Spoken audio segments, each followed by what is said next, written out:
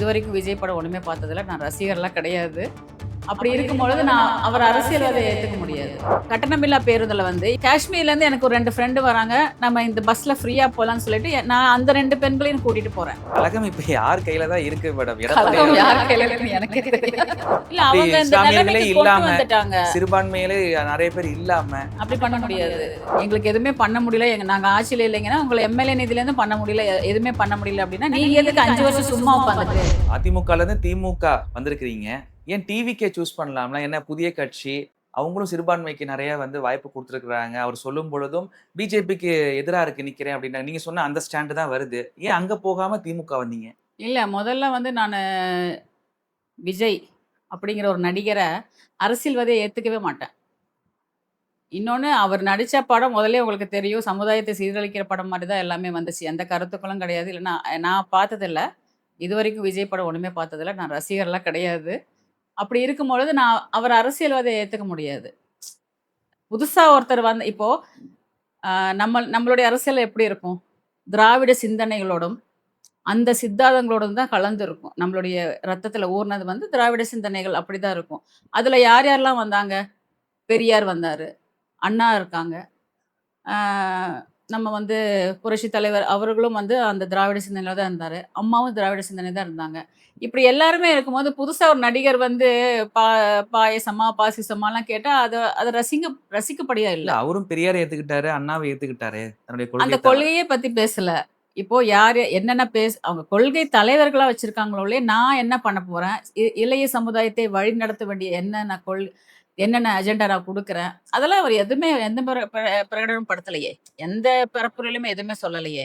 இப்போ ஒருத்தன் ஒரு போஸ்ட் மேல ஏறுறான், ஒரு மரத்து மேல ஏறுறான்னா, அவன கூட வந்து கண்ட்ரோல் பண்ண முடியாத ஒரு தலைவரா தான் இருக்காரு. அப்படி இருக்கும்போது நான் ஏன் 15 வருஷம் அரசியல் வாழ்க்கையில எதுக்கு அவரு கூட போணும்? அது நான் ஏத்துக்க முடியாத ஒரு சினிமா லீடர் அவ்வளோதான். அதனால அங்க ம். நீங்க விருப்பப்படல. ஆமா. விருப்பப்படல. 2வது வந்து நீங்க இன்னொரு கொஸ்டின் கேட்டீங்க. நெறைய இஸ்லாமியர்களுக்கும் ஆமா இருக்கிறாங்க. அவங்களுக்கும் குடுத்தாங்க வாய்ப்பும் அப்படின்னு சொல்லிட்டு குடுத்துருக்காங்க. வாய்ப்பு நெறைய குடுத்துருக்காங்கன்னு. பேரு இல்ல உள்ளுக்கு அவங்கலாம் ரசிகர்களா தான் போய் அவங்க கூட சேர்ந்திருக்காங்க. இப்போ எங்க வீட்லயே 2 புள்ளைங்க வந்து என்னோட தம்பி புள்ளைங்கலாம் வந்து விஜய் விஜய்ங்கிறாங்க. அவங்களுக்கு எடுத்து சொல்லும்போது, ஓ! இப்படியான்னு புரியுது. அப்படி இல்ல நம்ம இப்படிதான் அப்படிங்கும்போது புரியுது. இஸ்லாமியர்கள் என்னைக்குமே சினிமா மோகத்துல போனதும் கிடையாது. அவங்க சினிமாவோட அந்த இத வந்து ஆதரிக்கவும் மாட்டாங்க.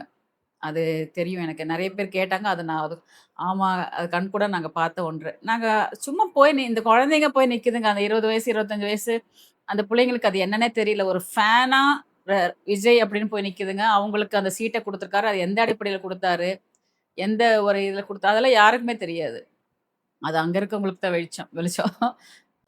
திமுக திராவிட மாடல் அரசு. இது நீங்க உங்களுடைய பார்வையில எப்படி இருக்கு?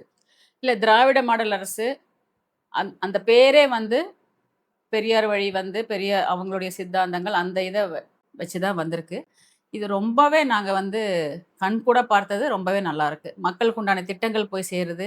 இப்போ நான் வந்து கரும்பு கடையில எனக்கு இன்சார்ஜ்ன்னு சொல்லிட்டு நான் ஒர்க் பண்ணிட்டு இருக்கிற அந்த சமயத்துல, ரேஷன் கார்டுல வயசானவங்களுக்கு ரேஷன் பொருட்கள் வீடு வந்து குடுத்தாங்க. நான் அந்த இடத்துல வந்து நிஜமாவே வியப்பா பார்த்தேன். இதுவரைக்கும் எந்த அதிமுக ஆட்சியிலயும் ரேஷன் பொருட்கள் வீட்ல வீட்ல போய் சேரல. நான் என்னுடைய அம்மா வீட்டுக்கு பக்கத்துல இருக்கிற அந்த ரோட்ல இருக்கிற வயசானவங்க அத்தன பேருக்கும், ரேஷன் பொருட்கள் வீடு வந்து சேரும்பொழுது தான் நிஜமாவே நான் வந்து வியந்து பார்த்தேன். தளபதி மு.க. ஸ்டாலின் அவர்கள் இவ்ளோ டவுன் டூ எர்த்தா வந்து மக்கள்கிட்ட அந்த இத சேர்க்கிறாரு. ஒரு திட்டத்தையும் சரி, ஒரு இது ஏன்னா வயசானவங்க அடித்தட்டு மக்கள் வரைக்கும் ஆமா சேர்க்கறாங்க அப்படின்னு. சேர்க்கிறாங்க. 2வது வயசானவங்களுக்கு அந்த ஒரு அ அது என்ன சொல்லுவோம்? அந்த கௌரவம்னு ஒண்ணு இருக்கு. சலுகை, கௌரவம். ஏன்னா வயசானவங்கள வந்து அங்க, இங்க அலைகழிக்க கூடாது. வெயில்ல நின்னு ரேஷன் பொருட்கள் வாங்கக்கூடாதுன்னு, அந்த வண்டி வந்து ஒவ்வொரு வீட்டுக்கிட்டயும் வந்து நின்னு, அந்த பொருள குடுக்குறாங்க. 2வது இப்ப அந்த 3000 குடுத்தாங்க இல்லையா? ஆமாம். பொங்கலுக்கு. அந்த பணத்தையும் ஒவ்வொரு வீட்டுக்கிட்டயும் வந்து அவங்க குடுத்து, அத சைன் வாங்கி, வீட்டுக்குள்ளே வந்து பண்ணும்போது, எனக்கு அது நெறைய ஒரு மிகப்பெரிய ஆச்சரியமான விஷயமா தான் பார்த்தேன். இது திராவிட மாடல் அரசுடைய மிகப்பெரிய வெற்றி தான். நான் இது நெறைய விஷயம் இருக்கு இதுல. நெறைய வந்து இப்போ பெண்கள் வந்து பஸ்ல போறாங்க. மகளிர் பேருந்து, இலவச பேருந்து அப்படின்னு சொல்லிட்டு நம்ம அத குடுக்குறோம். கட்டணமில்லா பேருந்துன்னு வச்சுக்கோங்களேன். கட்டணமில்லா பேருந்துல வந்து இப்ப நான் இந்த ஊர்ல இருக்கேன். நான் போறேன். இப்ப எனக்கு பெங்களூர்ல இருந்து என்னோட ஃப்ரெண்ட் வராங்க. நான் அவங்களையும் கூட்டிட்டு போறேன். காஷ்மீர்லேருந்து எனக்கு ஒரு 2 ஃப்ரெண்டு வராங்க. நம்ம இந்த பஸ்ல ஃப்ரீயா போலான்னு சொல்லிட்டு, நான் அந்த 2 பெண்களையும் கூட்டிட்டு போறேன். இந்த இடத்துல, "நீங்க காஷ்மீர்லேருந்து வந்திருக்கீங்க, உங்களுக்கு கிடையாது. நீங்க மத்த ஊர்லேருந்து வந்திருக்கீங்க, உங்களுக்கு கிடையாது." தமிழ்நாட்டு பெண்களுக்கு மட்டும் எங்கேயுமே தளபதி அவர்கள் சொல்லல. பெண்கள் அப்படின்னா, இந்தியால இருக்க எல்லா பெண்களுக்கும் தமிழ்நாட்டில சலுகை இருக்கு. அத தான் திராவிட மாடல் அரசு. இத நிச்சயமாவே நாங்க வரவேற்கிறோம். இது 100% உறுதியான வெற்றியை பெற்ற மாடல் தான். இந்த மாடல் தொடரும். திராவிட மாடல் அரசு தொடரும்.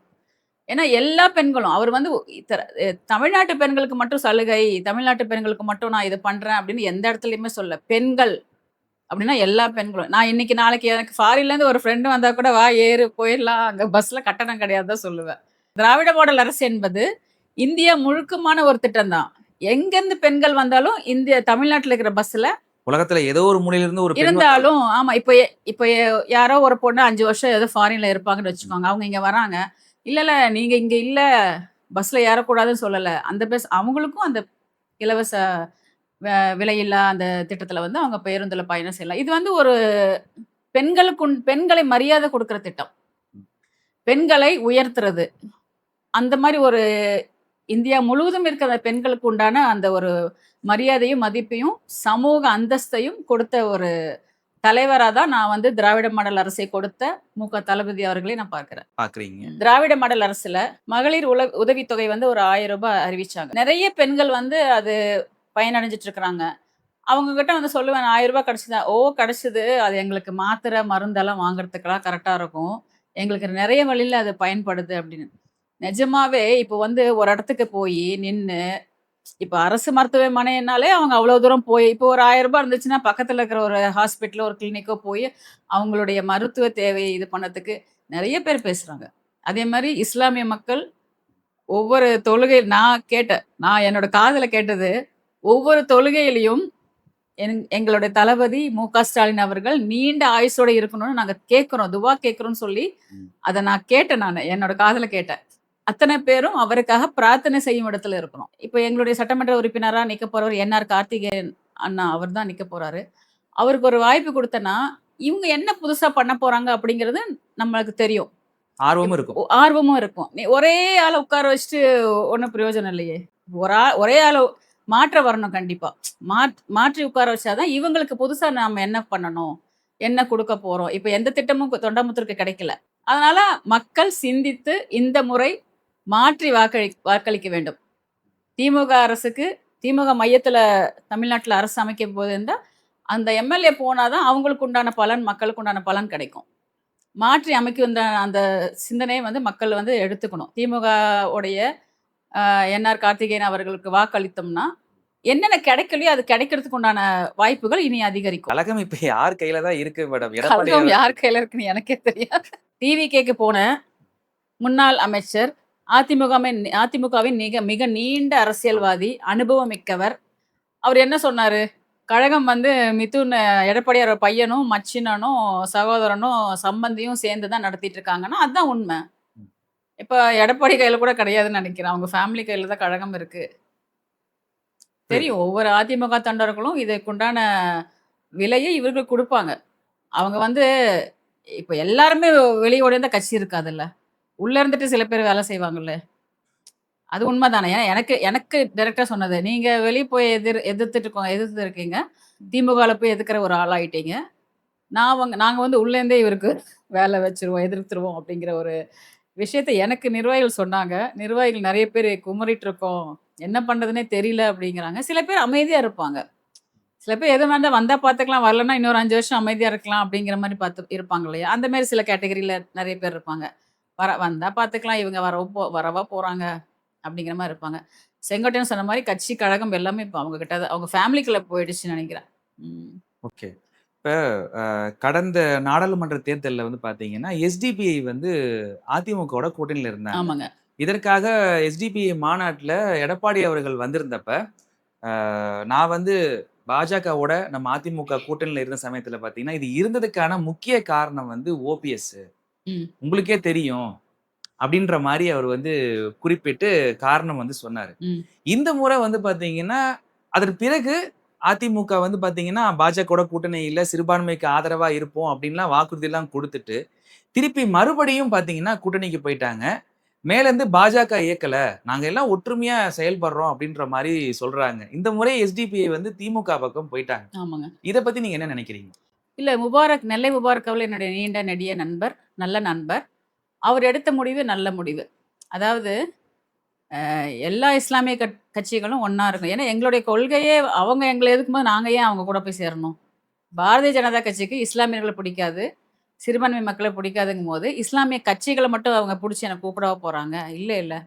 அப்ப அதுக்கு உறுதுணையா இருக்கின்ற, அதை வழிநடத்தி செல்கின்ற, அவர்களுக்கு வாக்குகளை கொடுக்கின்ற, அவர்களுக்கு முன்னேற்றத்தை கொடுக்கின்ற திராவிட முன்னேற்ற கழக தலைவர் தளபதி அவர்களிடம் போய் சேருவது தான் அதோட கொள்கை. அவங்களுடைய கொள்கையா இருந்துச்சு. அவங்க எல்லாம் ஒண்ணா சேர்ந்துட்டாங்க. வேற என்ன கொஸ்டின் கேட்டீங்க? அ இப்போ ஓபிஎஸ் காரணம் இல்ல அப்டின்னா, ஓபிஎஸ் தான் காரணம் பிஜேபி கூட சேர்ந்ததுக்கு அப்டின்னா, அவர் ஏன் இன்னைக்கு போய் திமுகல சேர்றாரு? அவரு பிஜேபி கூடயே சேர்ந்துட்டு போயிரலாம்ல.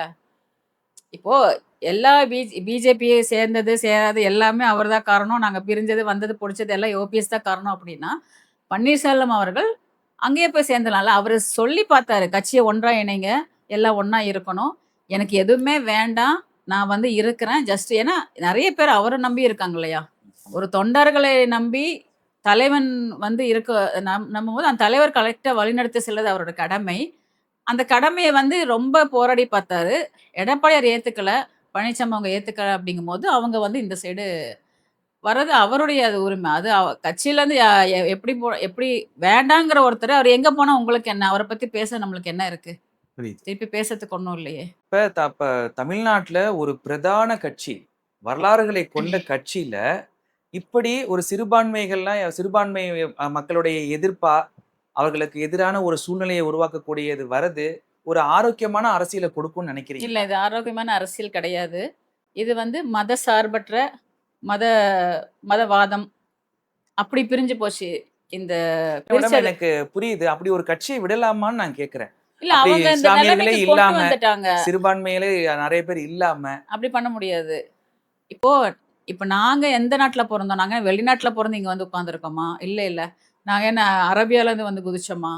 எங்களுடைய முன்னோர்கள் 5 தலைமுறை, 6 தலைமுறை ஏதோ ஒரு பட்டியலினமோ, ஹரிஜன மக்களாவோ, விளிம்பு நிலை மக்களாவோ, இந்து மக்களாவோ இருந்திருப்பாங்க.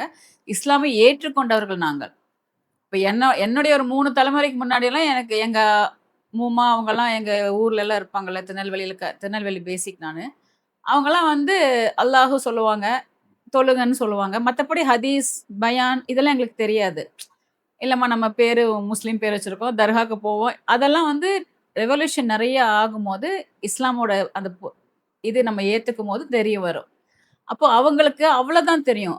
அல்லாஹ் ஒரு இறைவன் இருக்கிறான். நம்ம 5 நேரம் தொழுக சொல்லியிருக்கான். இதுதான் இஸ்லாம்னு நெனச்சுட்டு இருந்தாங்க. இப்ப அதுக்கு முன்னாடி இருக்கவங்க யாரா இருப்பாங்க? ஒரு ஹிந்துக்களா இருக்கலாம். நாங்க ஏதோ ஒரு கோயிலுக்கு போயிருக்கலாம். அவங்க ஏதோ ஒரு கோயில்ல போய் வழிபட்டுருக்கலாம். இப்ப நானே இன்னைக்கு வந்து என்னுடைய ஸ்கூல் கிட்ட மாரியம்மா கோயிலுக்கு போயிட்டு தான் நான் வந்து ஸ்கூலுக்கே போவேன். நான் என்ன மாரியம்மா வந்து எனக்கு வந்து கடவுளா நான் ஏத்துக்கிட்டேனா? அது வந்து ஒரு சமூக அக்கறை. சமூகத்துல இப்ப என் ஃப்ரெண்ட்ஸ் போறாங்க. அவங்க பக்கத்துல தர்கா இருந்துச்சுன்னா, "ஏய் வாங்க போலாம்ன்னு" சொல்லிட்டு நாங்க எல்லாம் ஒண்ணா போவோம். இங்க எங்க அப்பா கடைக்கிட்ட முனியப்ப சாமி கோயில் இருக்கு. அங்க போய் நான் திருநூறு வச்சுப்பேன். திருநூறு எடுத்து வாயில போடுவேன். ஏன்னா இது தமிழ்நாடோட கல்ச்சரே அதுதான். தமிழ்நாடோட கலாச்சாரமே அதுதான்.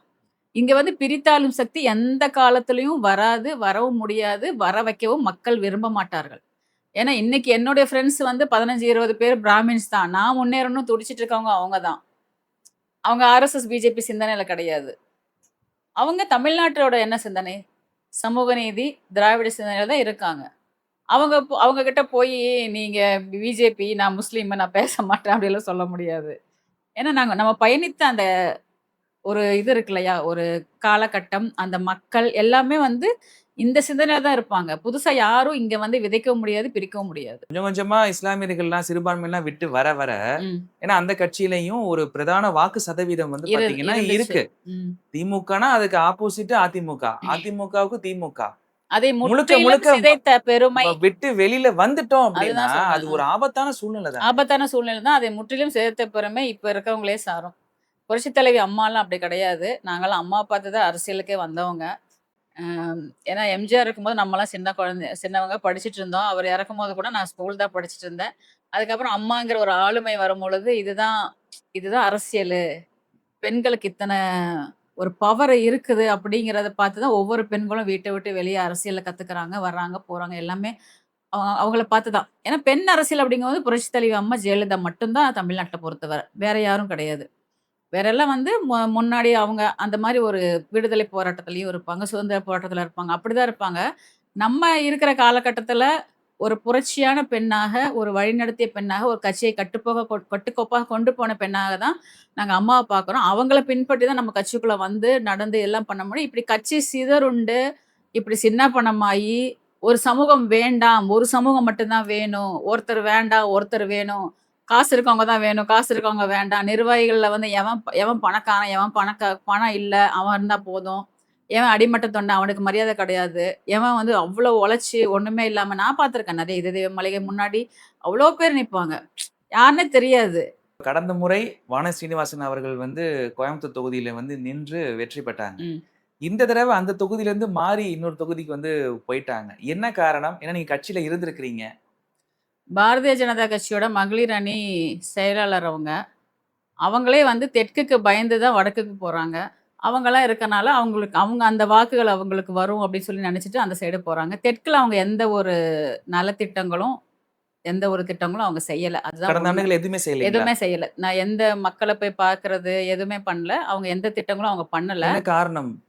இல்ல அதுக்கு காரணம் அவங்கள தான் கேட்கணும். ஒருவேள அவங்க வெறும் கட்சியில மட்டும் இருந்துக்கலாம்னு நெனைக்கிறாங்களோ என்னவோ தெரியல. கேட்டா என்ன சொல்லுவாங்க, நாங்க ஆளுங்கட்சி இல்லன்றுவாங்க. ஒரே பதில் தான் அவங்க எல்லாத்துக்கிட்டயும் இருக்கு. நாங்க ஆளுங்கட்சியெல்லாம் எங்களுக்கு எதுவுமே குடுக்கல அப்படின்ருவாங்க. எல்லாருக்கும் எல்லாம் குடுத்தது தான் திராவிட மாடல் அரசு. இவங்க சும்மா ஒரு பொய்ய சொல்லிட்டு, எங்க குடுக்கலன்னு சொல்லிட்டு, இங்கேருந்து அங்க ஓட காரணம் இஸ்லாமியர்கள் ஓட்டு விழுகாது. ம். தெற்கில் கணிசமாக இஸ்லாமியர்கள் ஓட்டு இருக்குது அப்படிங்கிறதுக்காக நிச்சயமாக அவர்கள் வாக்கு செலுத்த மாட்டார்கள். இந்த சைடு சேஃபா போயிடலாம்னு நெனைக்கிறாங்க. பட் அங்கேயும் வாங்க மாட்டாங்க அவங்க வாக்கு. அவங்க வடக்கிலும் அவர்களுக்கு தோல்வி தான். தெற்கிலிருந்து ஓடிய வானதி அவர்களுக்கு வடக்கிலும் தோல்வியை தான் அங்க இருக்க மக்கள் தருவாங்க. நீங்க வந்து இப்ப சொல்றத வச்சு பார்க்கும் பொழுது, கோயம்புத்தூர் வந்து பார்த்தீங்க அப்டின்னா, முழுவதுமாக திமுக கையில போகும் அப்டின்ற மாரி நீங்க சொல்றீங்க. ஒவ்வொரு பகுதியையும். நிச்சயமா போகும். நிச்சயமா போகும். ஏன்னா எல்லா இடத்துலயும் மாற்றம் வரும்னு தான் நான் நெனைக்கிறேன். தொண்டாமுத்தூர் மட்டும் மாற்றம் வரணும்னு சொல்லி நான் நினைக்கல. எல்லா பகுதியிலும் மாற்றம் வரணும். திமுக அரசு வரப்போகின்ற 2026 அமையக்கூடிய திமுக அரசு, இன்னும் புதிதாக கோயமுத்தூருக்கு திட்டங்களையும், எல்லா நலத்திட்டங்களையும் அவங்க கொடுக்கணும். அதுக்கு மாற்றம் வரணும். அவங்களுடைய எம்எல்ஏ இருக்கணும். ஆளுங்கட்சி எம்எல்ஏ இருந்தா தான் அவங்களுடைய பகுதியெல்லாம் நல்லா வளர்ச்சி அடையும். இங்க இருக்க 10 பேரும் சொல்ற ஒரே விஷயம், "நாங்க ஆட்சியில இல்லைங்க. நாங்க ஆட்சியில இல்லைங்க. நாங்க எதுவுமே பண்ண முடியாதுங்க." அப்படிதான். ஆட்சியில இல்லாதவங்க எதுக்கு மறுபடியும் வரணும்னு ஆசைப்படுறீங்க? நீங்க வீட்டுக்கெல்லாம் போங்க. எங்க திமுக அரசுல இருக்கிற எம்எல்ஏ வந்து நாங்க ஜெயிச்சு, அவங்க இனி மக்களுக்கு உண்டான பணிகள செய்வாங்க. சரி. ஆட்சியில இல்லைங்கன்னு சொல்றதுக்கு ஒரு எம்எல்ஏ எங்களுக்கு எதுக்கு தேவை? எங்களுக்கு எதுவுமே பண்ண முடியல. நாங்க ஆட்சியில இல்லைங்கன்னா, உங்கள எம்எல்ஏ நிதியிலேருந்து பண்ண முடியல. எதுவுமே பண்ண முடியல அப்படின்னா, நீங்க எதுக்கு 5 வருஷம் சும்மா உட்காந்துட்டு? 5 வருஷம் தமிழ்நாட்டோட வளர்ச்சியும் கெடுது, மாநிலத்தோட வளர்ச்சியும் கெடுது, மாவட்டத்தோட வளர்ச்சியும் கெடுது இல்லையா? நீங்க வீட்டுக்கு போய் கொஞ்சம் இன்னொரு 5 வருஷம் அமைதியா இருங்க. நாங்க பார்த்துக்குறோம். நீங்க கடந்த ஒரு 10 ஆண்டுகளா வந்து பார்த்தீங்கன்னா, கட்சியில அதிமுகல தீவிரமா செயல்பட்டுருக்கிறீங்க. சிறைவாசிகளுடைய அந்த பிரச்சனைகள பத்தி உங்களுக்கு தெரியும். தெரியும். நீண்ட நாள் சிறைவாசம் ம், வந்து ம். தெரியும். அதிமுக சொல்றாங்க, இவருடைய அந்த ஒரு விடுதலைக்கு நாங்க தான் காரணம். நாங்க தான் முயற்சி செஞ்சோம் அப்டின்றாங்க. திமுக சொல்றாங்க, நாங்க தான் செஞ்சோம் அப்டின்றாங்க. நீங்க 2 பக்கமும் இப்ப வந்து பார்த்திருப்பீங்க. நீங்க சொல்லுங்க, உண்மையிலேயே அவர்களுடைய அந்த ஒரு விடுதலைக்கு யார் தான் காரணம்? இல்ல அதிமுக அரசு ஒரு துரும்பை கூட சிறைவாசிகளுடைய விடுதலைக்கு கிள்ளி போடல. 2021 திராவிட முன்னேற்ற கழகம் வந்து ஆட்சியில் அமரும்போது, தளபதி மு.க. ஸ்டாலின் அவர்கள் நெறைய பேர வந்து சிறைவாசிகள வந்து அவர் பெரோல்ல விட்டுருக்காரு. ம். அத பெரோல்ல விடுறத வந்து நானே கண்ல பார்த்துருக்கேன். நெறைய பேர் வந்து அவங்க இப்போ புதுசா ஒரு வாழ்க்கைய தொடங்கி, நெறைய பேர் அங்க சின்ன சின்ன வியாபாரம் பண்றத வந்து எனக்கே தெரியும். அவங்க எல்லாரையும் நான் பார்த்துருக்கேன். அவங்க எல்லாரும் அவங்க குழந்தை, குட்டி அவங்களுடைய குடும்பத்தோட நல்லபடியா இருக்காங்க. கொஞ்சம் பேர் தான் இன்னும் இருக்காங்க. அவங்களையும் இனி வரப்போற காலங்கள்ல வெளிய விடுறதா அவர் வந்து டிஎம்எம்கே தலைவர் ஜவஹர்லால்ட்ட அவர் வாக்குறுதி குடுத்திருக்கிறாரு. அதுவும் அவங்க பண்ணுவாங்க. தளபதி அவர்கள் பண்ணுவாரு. அவரு இந்த கிளீன் ஸ்வைப் அப்டின்னு சொல்ற மாரி இருக்கு நீங்க சொல்றத பார்த்தா. கிளீன் ஸ்வைப் ஆகணும்னு நானும் பிரார்த்திக்கிறேன். மக்களும் பிரார்த்திக்கிறார்கள். ம். கண்டிப்பா ஆகணும். ஏன்னா, ம். ஆ இன்னொரு திராவிட மாடல் அரசு எந்த குறையும் சொல்லாத அரசு. என்ன பொறுத்தவரை அதுதான். எந்த குறையுமே எங்கேயுமே கண்டு கண்டுபிடிக்க முடியாது. எல்லா இடத்துலயும் எல்லா மக்களுடைய திட்டங்கள் எல்லாமே போய் சேருது. இப்ப அன்பில் மகேஷ் பொய்யாமொழி அவர்கள் கல்வி அமைச்சரா இருக்கிறாரு. எந்த அளவுக்கு கல்வி இந்த 5 ஆண்டுகள்ல மிக தரமானதாகவும், மிக உயர்ந்த ஒரு நிலையிலும் போயிருக்கிறது அப்படிங்கிறது நெறைய பேருக்கு தெரியும். படிச்சவங்களுக்கும் தெரியும். அந்த இடத்துல இருக்கவங்களுக்கு தெரியும். போய் ஏன்னா ஒவ்வொரு ஸ்கூலுக்கும் போவாரு. ஒவ்வொரு மாவட்டத்தில இருக்கிற ஒவ்வொரு ஸ்கூலுக்கு போய் அவர் வந்து தன்னுடைய கல்வித்துறை எப்படி இருக்கிறது? பள்ளி கல்வித்துறை எப்படி இருக்கிறது? அப்படிலாம் பார்த்து என்னென்ன குறை எல்லாமே அவர் நிவர்த்தி பண்ணிட்டு இருக்கிறாரு. இந்த சத்துணவு திட்டம் வந்து இப்போ குழந்தைங்களுக்கு சாப்பாடுற திட்டமும் அதுவும் நல்லா போயிட்டுருக்கு. இப்ப திராவிட மாடல் அரசுல மு.க. ஸ்டாலின் அவர்கள் 1வதுலேருந்து 8த் வரைக்கும் போய் சாப்பிட்டுக்கலாம். காலை உணவு காலை திட்டத்தின் உணவு மூலமா திட்டம். நம்ம இது பண்ணியிருக்காங்க. அதுவும் இம்ப்ளிமெண்ட் உடனே பண்ணிருவாங்க. ஏன்னா எல்லாமே பண்ண திட்டத்த இன்னும் எக்ஸ்ட்ரா பண்றாங்க. நெறைய விரிவாக்கம் பண்றாங்க. அது எல்லாமே சீக்கிரம் மக்கள்ட்ட போய் சேரும். அதனால இன்னும் குழந்தைங்க படிப்பு தான். தலைவர் தளபதிய பொறுத்தவர படிங்க, படிங்க, படிங்க. இத மட்டும் தான் சொல்றாரு. இத விட அவர் மாத்தி எதுவுமே சொன்னது கிடையாது. குழந்தைங்கள பார்த்தா படிங்க, நல்லா படிங்க. நீங்க படிங்க நான் பார்த்துக்கிறேன். அப்படித்தான் சொல்றாரு. அத இன்னொரு 5 வருஷத்துல நிச்சயமாக ஒரு பெரிய அறிவு சார்ந்த மாநிலமாக தமிழகத்தை மாற்றுவதற்குண்டான அனைத்து முயற்சிகளும் தளபதி மு.க. ஸ்டாலின் அவர்கள் எடுப்பாங்க. சொல்லுங்க மேடம். இப்ப இந்த சட்டமன்ற தேர்தல் பத்தி ஒரு வார்த்தை சொல்லணும்னா நீங்க என்ன சொல்லுவீங்க? திமுக அரசுக்கு உறுதி செய்யப்பட்ட வெற்றியாக 2026 தேர்தல் அமையும். ஸ்டாலின் அவர்கள் தொடர்வார். தமிழ்நாடு வெல்லும்.